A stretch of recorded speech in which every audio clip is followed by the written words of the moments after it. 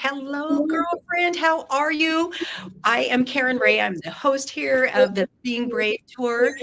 And here we have a little audio issue going on, but we'll just keep going and hoping that it clears up. I am here with Michele Heffron, and I am so thrilled that she is here. She is, you know, how you have those friends that you call it kind of your wise friends that have all these little golden nuggets every time you go and talk with them. That's who Michele is. I love what she is doing, and she just is so thoughtful about how she approaches life.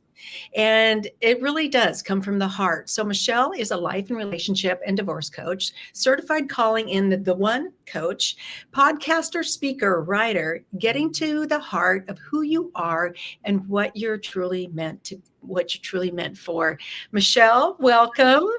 Thank you, Karen. What a beautiful introduction. I feel the same about you. So this is so mutual.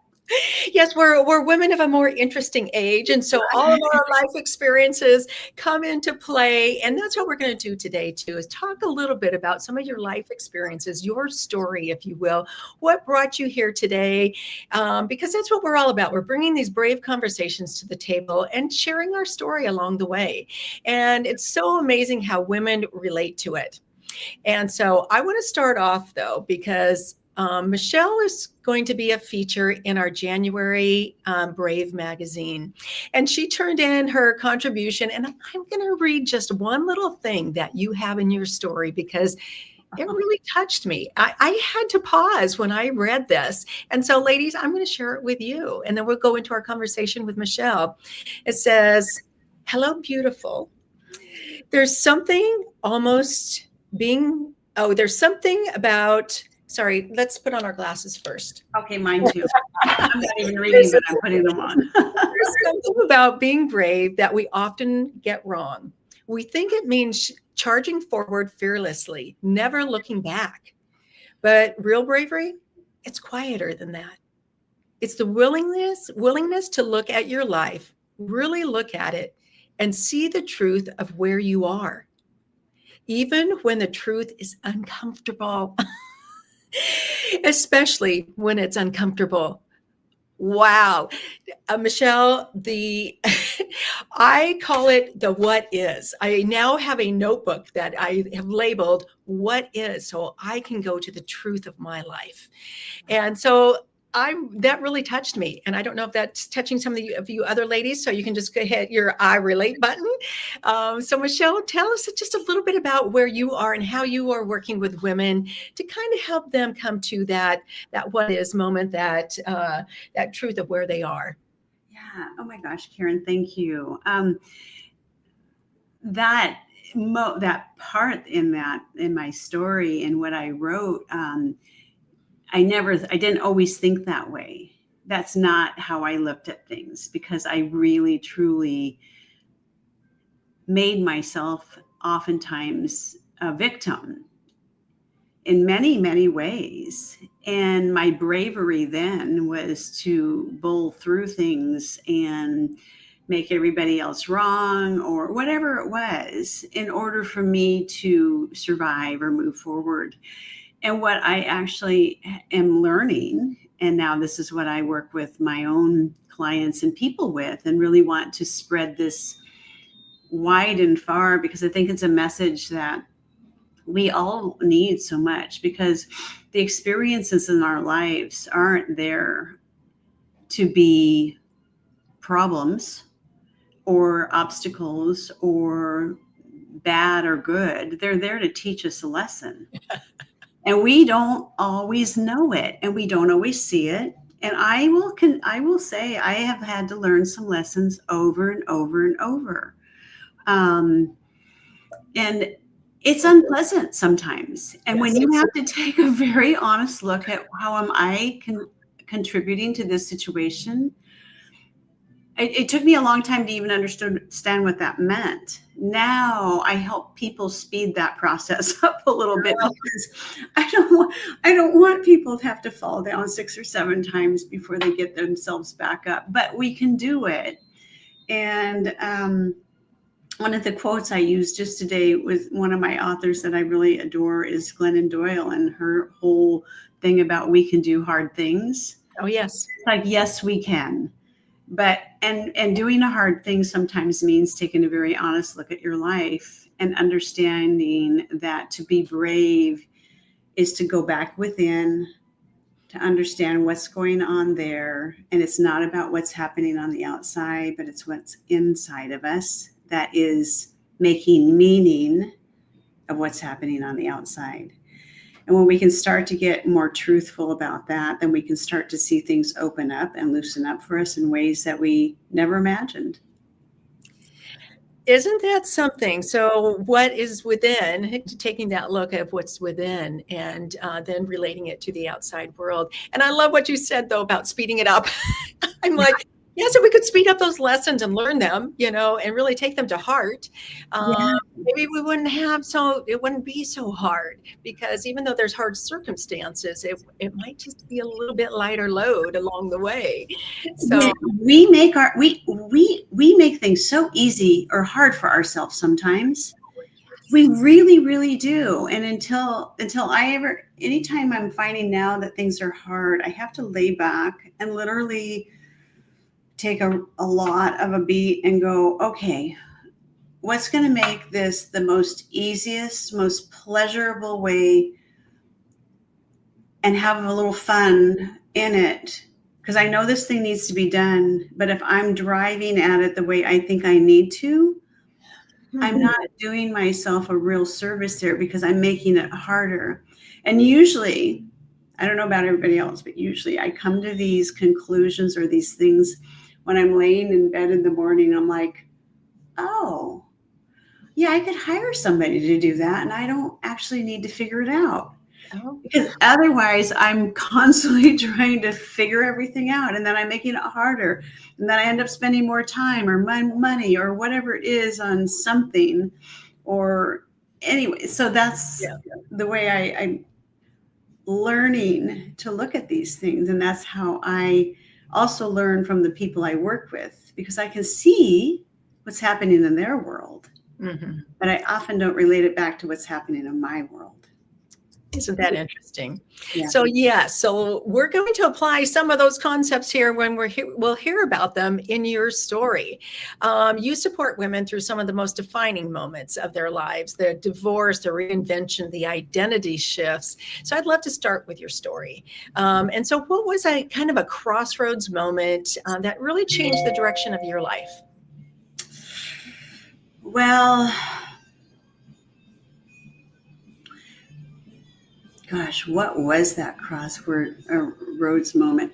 There's been, I think, so many along the way, because I think it's been a course correct all along. But I think the one thing that really defined that next, what do I do, was my divorce about 15 years ago. And this was my second divorce. And I didn't know it at the time, but I was behaving in the patterns and the ways that I had been for so long, because I had these belief systems that I carried along with me and all these things. And there was a lot of baggage and nonsense that went along with it. But when I went through that divorce, and I went from,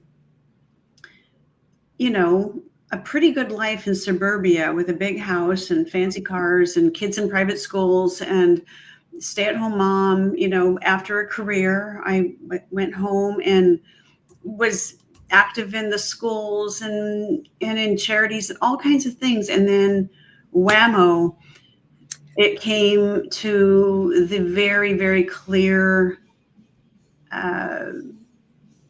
conclusion that I was going to need to get out of this thing, because it wasn't safe, it wasn't healthy.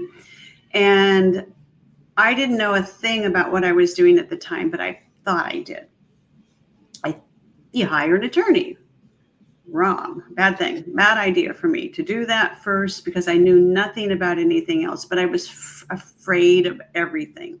Yeah. So I had lost who I was. I think sometimes when I know your story, Karen, when you talk about becoming invisible, I became like the hired help I was hired help.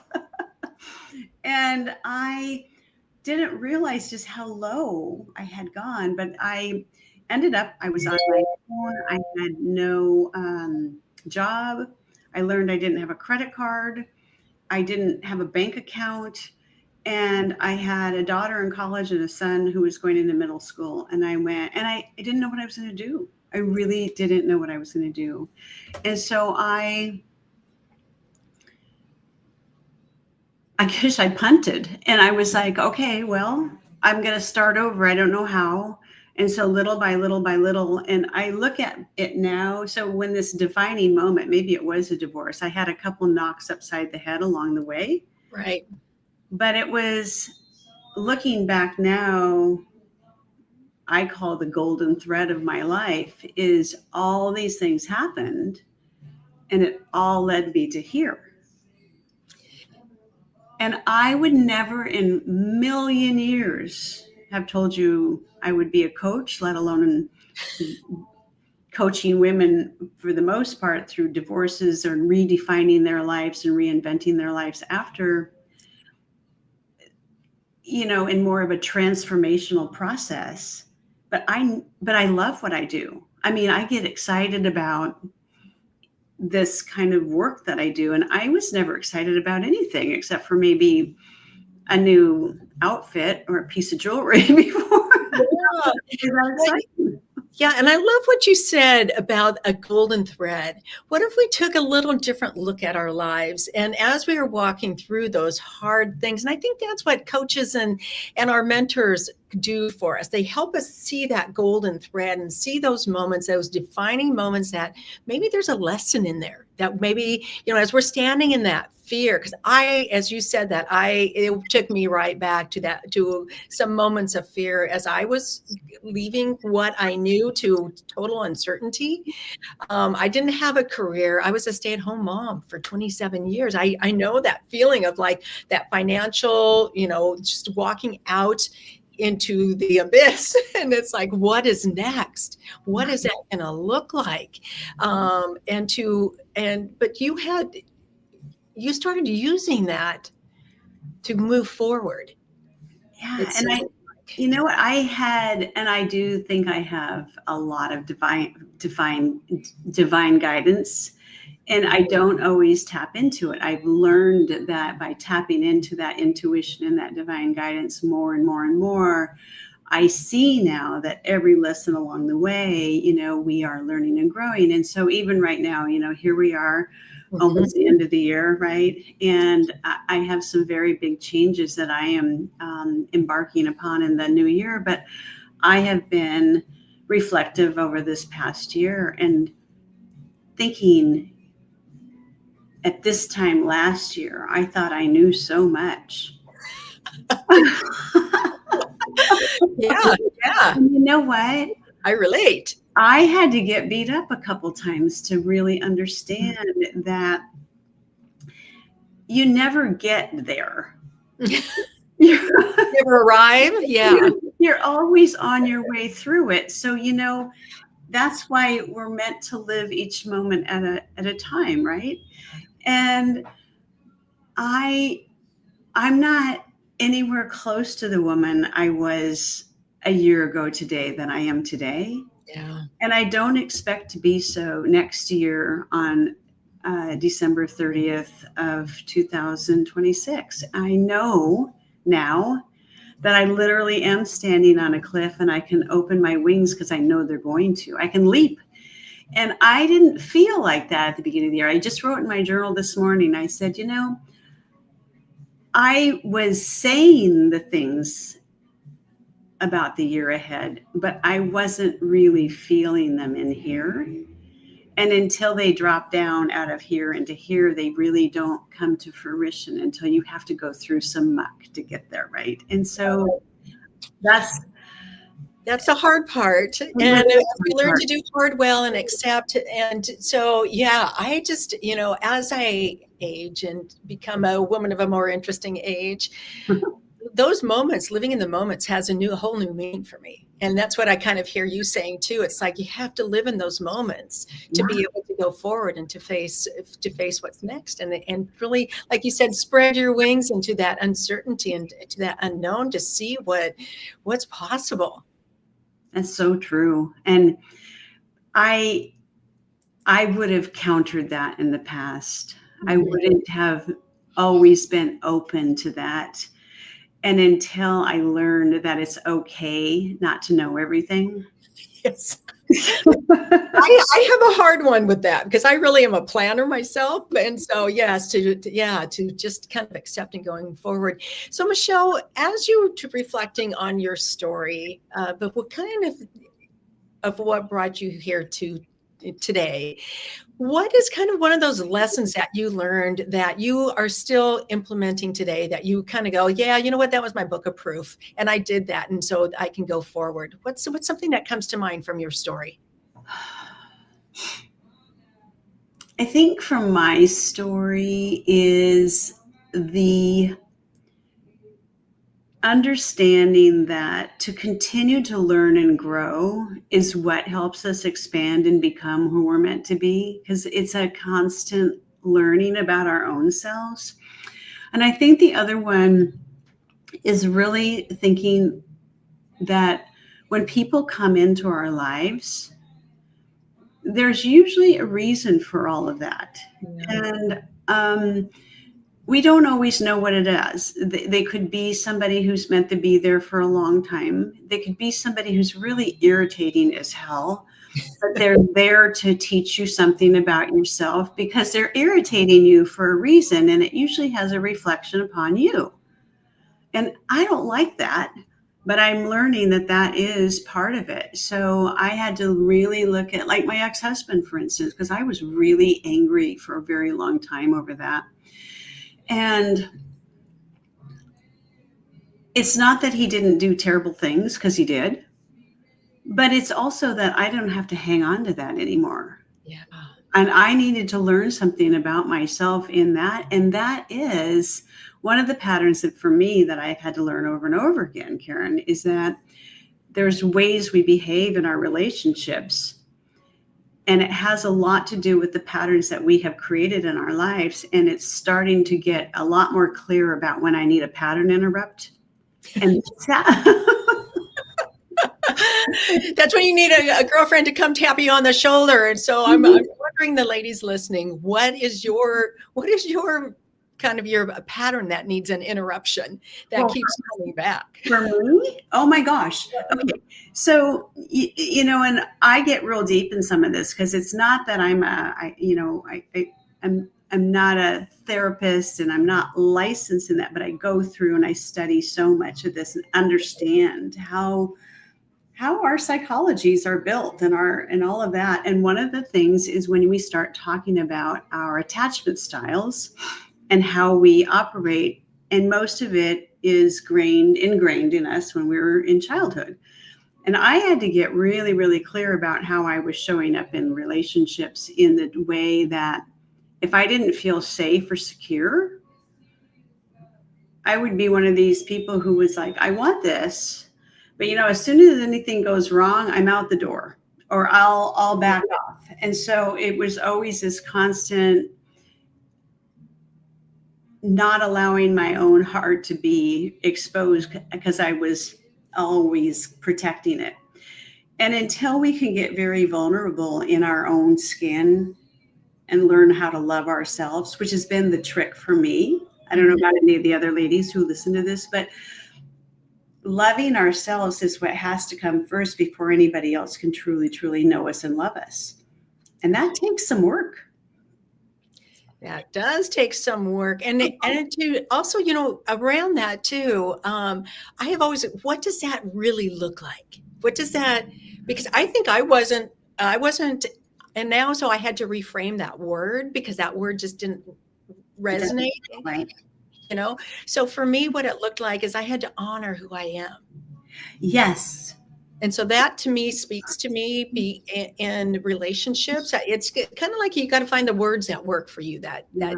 your mind and heart understand. Right. I was just on with a client and I've been working with her for over a year and a half. And it's come so long because when I say that people come into our life for there's a reason, Mhm.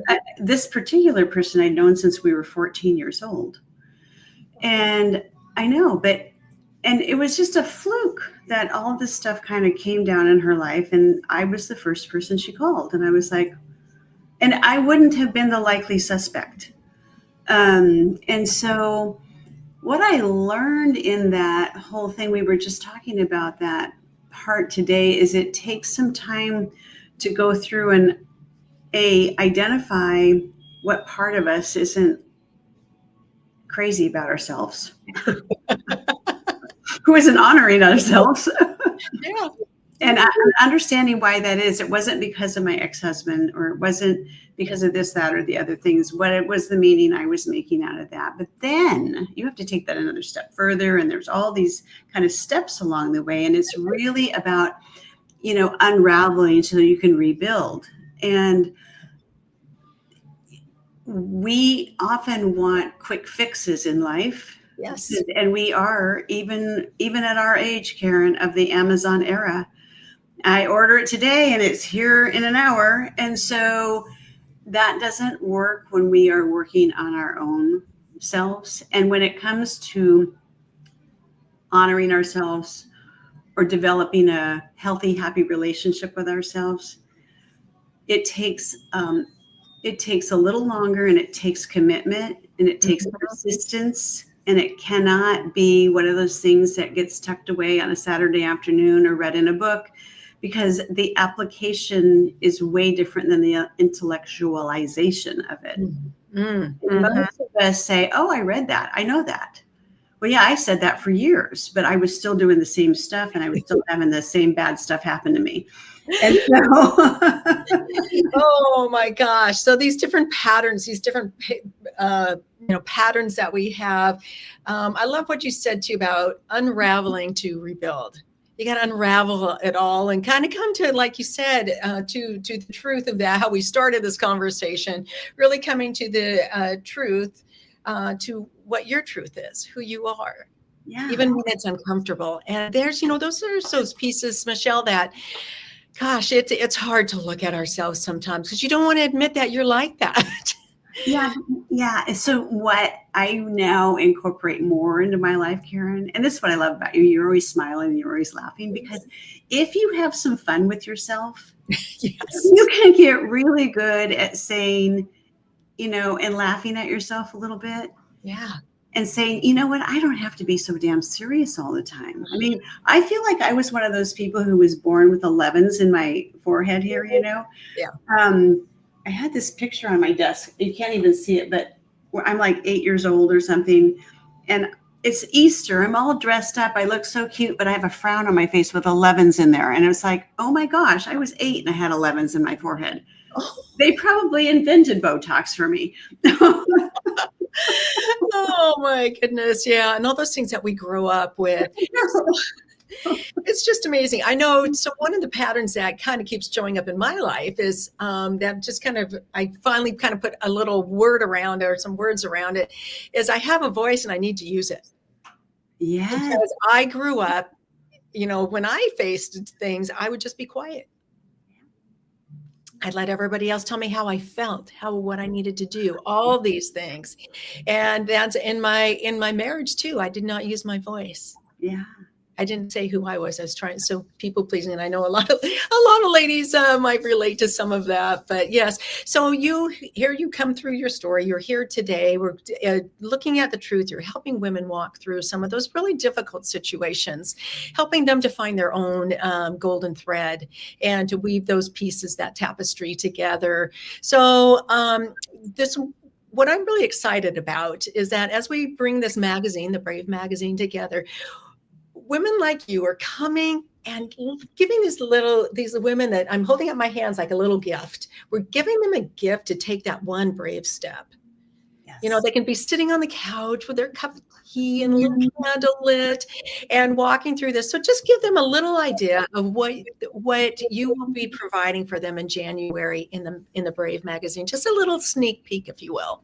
Yeah. Thank you for asking. I recently, I think about the work I do and how I really, I believe that when we're going through any kind of a major transition in life, that really it's not just kind of getting through to the other end and surviving through it. It's really about how do you thrive and what does that even mean? And for Right. me, it turned out, it's really about, and this might be an overused words in some way, but transformation. I do think of metaphors often like with butterflies, and we start out over here, but the idea is we go through some discomfort and then we open up to what's more true for us. And Right. in the framework that I offer in the magazine, I call it vivid with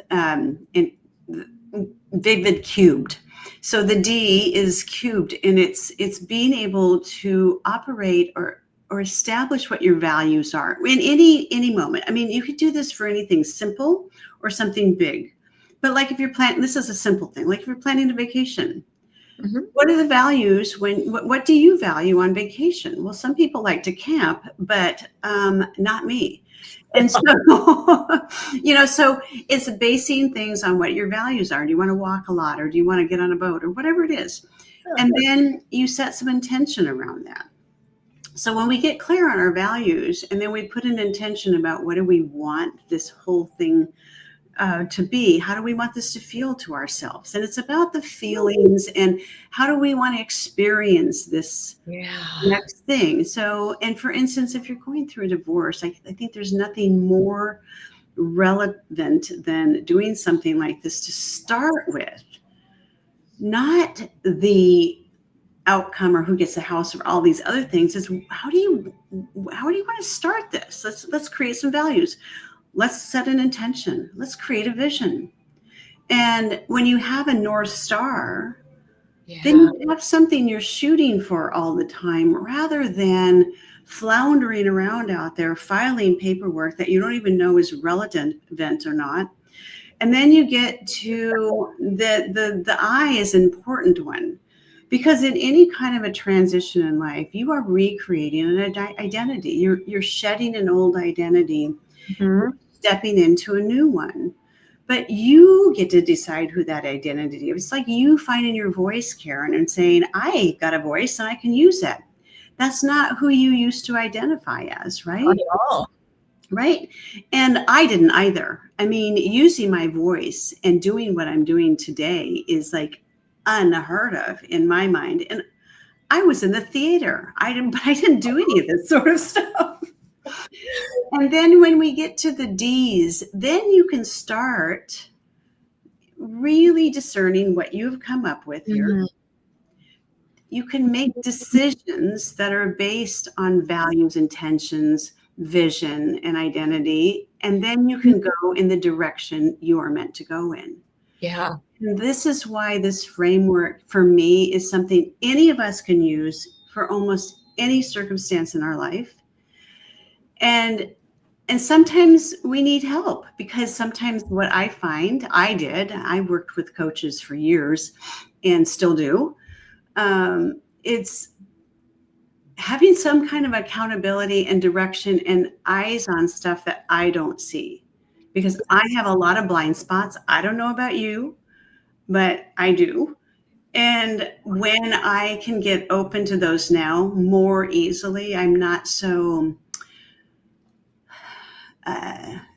sewn or glued to what I think I know anymore. I'm open. And when I find myself closing in, I have to take a pause and go, oh my gosh, that would have been the old thing I would have said. I would have said that's not possible because, and now I have to say, okay, perhaps this is possible. Show me how. I like that. Oh, I like that. You know, I love this framework. One, it's so timely for the beginning of the year, but Yeah. it can be used for any type of situation. I'm so excited to walk through this. When I saw it, I'm like, oh my gosh, look at this. This is going to be so fun. You know, and because it's a little different look at things. We don't, when we're setting goals or looking at our life, we don't always identify our values. And I think you said something really key here is that working with a coach or a mentor, whatever that looks like for you, they can sometimes also hear what you are saying and draw from that. Those things, like you said, that we don't see ourselves.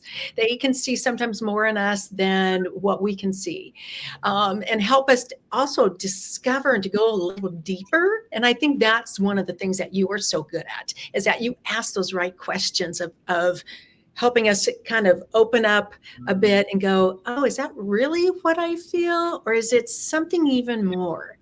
Right, right. Yeah, it's easy for us to, like, even in our stories or something that's going on, and we glaze over things. And sometimes for me, I can stop people and go, wait, that thing you just said right there, Yeah. let's back up and unpack that a little bit, because I think that has more to do with the overall picture than you might realize. And I was the queen of glazing over things, because if it felt uncomfortable, I was going to skate over the top of it. Oh yeah, why deal with that? It's like we can just sit over there.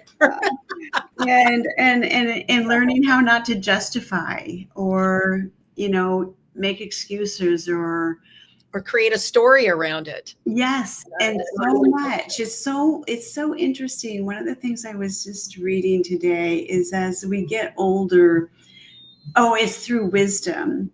Wisdom doesn't come because you're old or you have lines on your face or any of that thing. Wisdom comes when you learn how to speak less and hear more. Yeah. And that's pretty meaningful, right? Yes. Wow. That is great. Yes. Listening more and learning from it, being curious about it. And that includes the voice inside, because you cannot hear that voice if you're yakking at it all the time. Oh my. So Wow. that message, that internal thing that's always going on up there, it's like a cluttering your closet up, and you can't fit anything new in there. So nothing can come from that voice within if the voice up here is always chattering. So it's about quieting this thing down. Yeah. And yes. Yeah. So as we close out, kind of a reflection question for the ladies out there listening. So especially with what you just said too, and just I think this just goes right with it. If a woman is listening and wondering just one place to begin, where would you invite her to start? Gosh, where would I invite her? So, well, I guess I would invite her to check out the Vivid framework, just to start to look at things. But I think it's making a decision that you want to do something. You want to take a step to make a change. Just making a decision sometimes just sets you in the direction of taking the next step. And the other piece of it is sometimes is just asking yourself, what do I want? Yeah. So one of the things that I heard you say is, and I just love this, listening to yourself. That might be a first start for me, is listening to me. So what does that look like? Can you just, Yeah. if you're sitting there and you're that mind chatter's going, you've got all these things going, what would you recommend for the woman who just needs to maybe sit for a second and listen to herself? How does that happen? I think there's a couple things you can do. I think one of the best things you can do is get yourself out of your environment, just even for a 10-minute walk around the block, without headphones on or without your phone. Oh, yeah. Like no phone, no video, no selfies, no look, I'm doing this. It's really about, this is your time, not your time to share with the world what you're doing. It's your time Mm-hmm. and listen. And I find it easier to have a question to ask yourself. Ooh. because I think sometimes we don't know how to grab the thoughts that are going across when we're meant to grab them. So this is practice. So it's taking that first step, is making a decision, and then just taking yourself out of your environment for just even 10 minutes. I'm it took me a long time to get to there, but I do try to incorporate daily meditation, and sometimes they're guided and sometimes they're quiet, but it's really about just being very quiet. In the mornings, I also, another little tiny thing, because some things work for some people, things don't. So you have to find what works for you. But I find laying in bed or laying in the bathtub with my eyes closed. But in the morning, I won't allow myself to get up just when I'm ready to. I make myself lay back down and just think about the day ahead, or what it is that I might have an intention for, or I remind myself that I'm going to greet the day with love in my heart, or just one thing you say, or I will persist, because all of this is great if you start, but the idea is to continue to take the next step, the next step, the next step. Yeah, I love that. What a great thought to end on. Ladies, we are here taking those next steps together. We're bringing women like Michele, sharing our stories, and helping you to take your next best step and what that might look like for you. We are here for you. We're here for the conversation. And Michele, thank you for joining us today. I so appreciate you coming in and sharing with us. Karen, thank you. I love you. So thank you. All right, ladies, we'll see you next time on the Being Brave Tour.